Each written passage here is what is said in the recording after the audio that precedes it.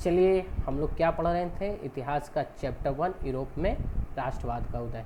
अभी तक हम लोग इस चैप्टर का पार्ट 7 तक पढ़ चुके हैं, यानी इस चैप्टर का हम लोगों ने 7 भाग में अध्ययन कर लिया है। ठीक है, और जो जो इम्पोर्टेंट टॉपिक था, इम्पोर्टेंट पॉइंट था, वो हमने डिस्कस किया है। तो चलिए देखते हैं बच्चा लोग, लास्ट क्लास जहाँ पर हम लोग एंड किए थे उसके आगे हम लोग पढ़ते हैं। आज कौन सा पार्ट होगा बच्चा लोग? तो आज आपका पार्ट 8 होगा। तो चलिए देखते हैं पार्ट 8 में आपको क्या पढ़ना है।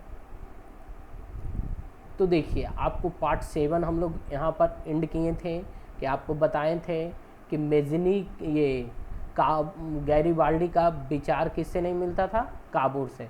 और गैरीबाल्डी का जो त्याग था, त्याग की भावना था, उसका प्रसार हमारे भारतीय स्वतंत्रता संग्राम के दौरान भी किया गया था। आपको ये भी हम बताए थे कि गैरीबाल्डी का जो जीवन चरित्र है उसको हमारे भारतीय क्रांतिकारी लाला लाजपत राय ने उसको लिखा था। ठीक है, आपको हम इतना तक बताए थे कि 1862 में काबूर की क्या हो गई थी? मृत्यु हो गई थी। तो काबूर की मृत्यु के बाद वह इटली का एकीकरण नहीं देख पाया था। अब भूत तो नहीं ना बचा लोग कि मरे के बाद वापस आके देख पाएगा, है ना?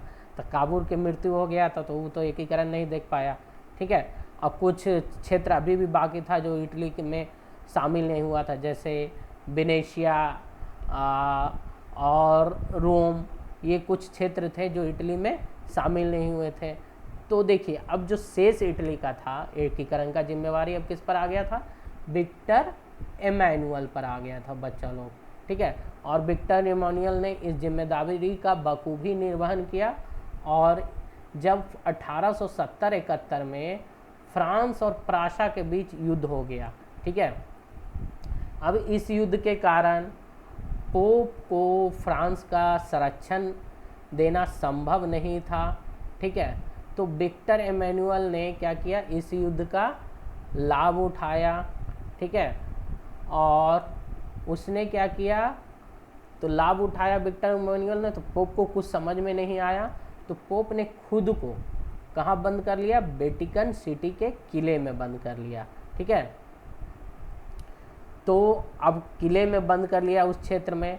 तो इस स्थिति का सबसे ज़्यादा फायदा उठाया इमैनुअल ने। तो इमैनुअल ने क्या किया? जो पोप का राजमहल था उसको छोड़कर, चूँकि रोम पर किसका कब्जा था? पोप का कब्जा था। तो इसने क्या किया कि इमैनुअल ने पोप का राजमहल को छोड़कर बाकी रोम को किस में मिला लिया? इटली में मिला लिया। और इसने रोम को अपनी राजधानी बनाई। ठीक है, तो ये जो बदलाव हुआ, इस स्थिति को पोप स्वीकार नहीं किया। ठीक है, वो नहीं मान रहा था कि रोम है जो इटली के मिल गया है, इटली का भाग बन गया। ठीक है, तो इस समस्या का समाधान किसने किया बच्चा लोग? तो मुसोलिनी जब आया तो उसने इस समस्या का समाधान किया और उसने किसके साथ समझौता किया? पोप के साथ समझौता कर वेटिकन की स्थिति को स्वीकार कर लिया। तो इस तरह से विक्टर इमैनुअल के प्रयास और विभिन्न जो उसके सहयोगी थे उनके प्रयास के कारण किसका एकीकरण हुआ? इटली का एकीकरण। तो यहाँ तक हम लोग समझ लिए इटली का एकीकरण कैसे हुआ, किनका योगदान था, सब कुछ हम लोग जाने। ठीक है बच्चा लोग, अब हम किसके बारे में जानेंगे? हंगरी के बारे में। ठीक है, तो हम लोगों ने अलग अलग देशों में क्रांति के बारे में जाना। ठीक है, अलग अलग क्षेत्र के बारे में जाना, जैसे जर्मनी, इटली। अब हम लोग जानेंगे हंगरी के बारे में। तो देखिए बच्चा लोग, हंगरी में भी आपका राष्ट्रवादी भावना का प्रसार देखने को मिलता है। जिस तरह से ऑस्ट्रिया इटली के कुछ भागों पर कब्जा किया हुआ था, वहीं ऑस्ट्रिया हंगरी पर पूर्ण रूप से कब्जा किया हुआ था। ठीक है, तो जो 1848 की क्रांति हुई थी ना बच्चा लोग, उसका प्रभाव आपको हंगरी में भी देखने को मिलता है। ठीक है, यहाँ जो आंदोलन हुआ था उसका नेतृत्व कोशुत और फ्रांसिस डिक ने किया था। अब हम जानेंगे कोशुत कौन था। तो कोशुत किन विचारों का समर्थक था? लोकतंत्र के विचारों का समर्थक था। उसने वर्गहीन समाज की कल्पना की थी, यानी कोई ऊंच नीच नहीं, कोई उच्च वर्ग नहीं, कोई निम्न वर्ग नहीं, कोई मध्यम वर्ग नहीं, सब एक समान, ऐसा सोच था कोसुत का। ठीक है, और वो वर्गहीन समाज का पक्षधर था। तो कोसुत ने अपनी बातों को कहाँ तक पहुँचाना शुरू किया, जनता तक पहुँचाना शुरू किया। तो ये विचार जब तक जनता तक पहुँचने शुरू हुए, उससे पहले ही क्या किया, ऑस्ट्रिया ने कोसुत के विचारों पर या उसके बातों पर या उस पर ही प्रतिबंध लगा दिया। ठीक है, अब देखिए फ्रांस में जब लुई फिलिप हारा तो उसका प्रभाव हंगरी के भी आंदोलन पर देखने को मिला। ठीक है, अब कोसुत क्या किया, तो कोसुत ऑस्ट्रिया का जो आधिपत्य था हंगरी पर, उसका विरोध करना शुरू किया और वो इस व्यवस्था में बदलाव का मांग किया। कौन? ठीक है, कोसुत ने। ठीक है, तो इसका प्रभाव दोनों देशों पर देखने को मिला। दोनों देश मतलब हंगरी और ऑस्ट्रिया। ठीक है, वहाँ की जनता पे भी देखने को मिला। ठीक है, तो यहाँ भी अब राष्ट्रीयता के पक्ष में आंदोलन शुरू हो गए। तो ये आंदोलन हुआ तो ऑस्ट्रिया सरकार इस आंदोलन से घबरा गई और 31 मार्च 1848 को ऑस्ट्रिया की सरकार ने हंगरी की बातों को मान लिया। ठीक है, इसमें सबसे बड़ा बात था स्वतंत्र मंत्री परिषद की स्थापना, जिसका मांग स्वीकार किया गया।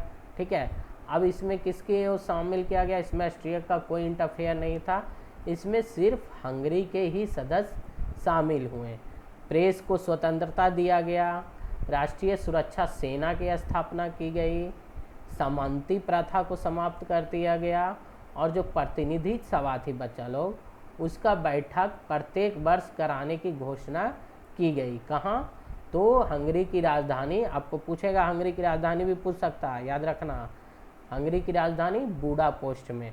ठीक है, तो ये जो आंदोलन हुआ हंगरी में, ये इसकी राष्ट्रीय अस्मिता को बढ़ाया, इसको गौरव प्रदान किया।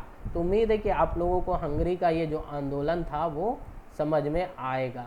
ठीक है, तो अब हम जानेंगे यूरोप में जो क्रांति हुई बच्चा लोग, उसका परिणाम क्या हुआ। तो देखिए यूरोप में जो क्रांति हुई वो उसका परिणाम आपको जानेंगे। ठीक है, तो देखिए ये जो यूरोप में जो क्रांति का जन्म हुआ वो कहीं ना कहीं फ्रांस के क्रांति से संदर्भित थी। ठीक है, क्योंकि फ्रांस की क्रांति के कारण ही यूरोप के अलग अलग देशों में क्रांति हुई और इसके बाद यूरोप के अनेक देश क्या हुए, यूरोपीय राज्यों का एकीकरण हुआ और नए नक्शे पे नए देश उभर के आए। ठीक है, कई बड़े छोटे राष्ट्रों का उदय हुआ। ठीक है, लेकिन ये जो राष्ट्रवादी प्रवृत्ति था इसका अब निगेटिव एस्पेक्ट यानी नकारात्मक पहलू भी देखने को मिला। क्या नकारात्मक पहलू हुआ? तो 19वीं शताब्दी के अंतिम उत्तरार्ध तक, ठीक है, संकीर्ण राष्ट्रवाद का रूप उभर कर सामने आया। ठीक है, अब जो प्रत्येक राष्ट्र था और वहाँ की जनता के लिए, उनके शासक के लिए उनका ही देश सब कुछ हो गया, उनका ही देश का वैल्यू रहा, आस पड़ोस के देशों का उनके लिए कोई महत्व नहीं रहा। ठीक है, और वो अब इतना उग्र राष्ट्रवाद हो गया कि वो अपने देश के लिए, अपने क्षेत्र के लिए, अपने क्षेत्र विस्तार के लिए किसी भी हद पर यानी किसी भी हद को पार करने के लिए तैयार रहने लगे। ठीक है, तो इसका प्रभाव कहाँ पड़ा? तो इसका प्रभाव बाल्कन क्षेत्र के जैसे छोटे छोटे राज्यों एवं जातीय समूहों भी देखने को मिला और यह भावना वहाँ भी जोर पकड़ी। ठीक है, और दूसरे तरफ बड़े यूरोपीय राज्य जैसे जर्मनी, इटली, फ्रांस, इंग्लैंड जैसे देश में क्या हुआ, राष्ट्रवाद की भावना और तेज़ी से बढ़ी। ठीक है, राष्ट्रवाद जब अधिक हो जाता है तो वो किस में बदल जाता है? साम्राज्यवाद में। तो इसका वहाँ साम्राज्यवाद का प्रवृत्ति देखने को मिलने लगा। ठीक है, लेकिन साम्राज्यवाद के लिए सिर्फ ये अत्यधिक राष्ट्रवाद ही नहीं, वहाँ की जो क्रांति हुई यूरोप में, जो औद्योगिक क्रांति हुई, वो भी जिम्मेवार थी। ठीक है, जिसके कई कारण थे। ठीक है, तो इस प्रवृत्ति का असर या खामियाजा किन देशों को भुगतना पड़ा? तो इन प्रवृत्ति का खामियाजा एशियाई और अफ्रीकी देशों को भुगतना पड़ा और यूरोप के बहुत सारे देश ने जो साम्राज्यवादी देश थे जो अपना विस्तार कर रहे थे, वो इन एशियाई और अफ्रीकी देशों को निशाना बनाया। जैसे आपका भारत को भी अंग्रेज़ों ने निशाना बनाया, पहले उसको उपनिवेश बनाया, फिर उसको अपना गुलाम बना लिया। ठीक है, तो यूरोपीय देशों ने बहुत सारे एशियाई और अफ्रीकी देशों में उपनिवेश स्थापित किए हैं। ठीक है, और इन उपनिवेशों के शोषण पर ही, ठीक है, इनकी औद्योगिक क्रांति की आधारशिला टिकी हुई थी बच्चा लोग। ठीक है, और इसी प्रवृत्ति के कारण ही ऑटोमन साम्राज्य भी ध्वस्त हुआ और पूरा बाल्कन क्षेत्र क्या बन गया, युद्ध का अखाड़ा बन गया बच्चा लोग। तो अब हम लोग मिलेंगे नेक्स्ट क्लास में, आगे का टॉपिक फर्दर हम डिस्कस करेंगे नेक्स्ट क्लास में बच्चा लोग। तब तक के लिए आप अपना ख्याल रखिए, अपने आसपास का ख्याल रखिए, अपने आसपास सफाई रखिए, बड़ों का आदर कीजिए, छोटों को प्यार दीजिए, और इसी तरह से पढ़ते रहिए, बढ़ते रहिए, जीवन की सीढ़ी चढ़ते रहिए। बाय एवरीवन, मिलते हैं नेक्स्ट क्लास में।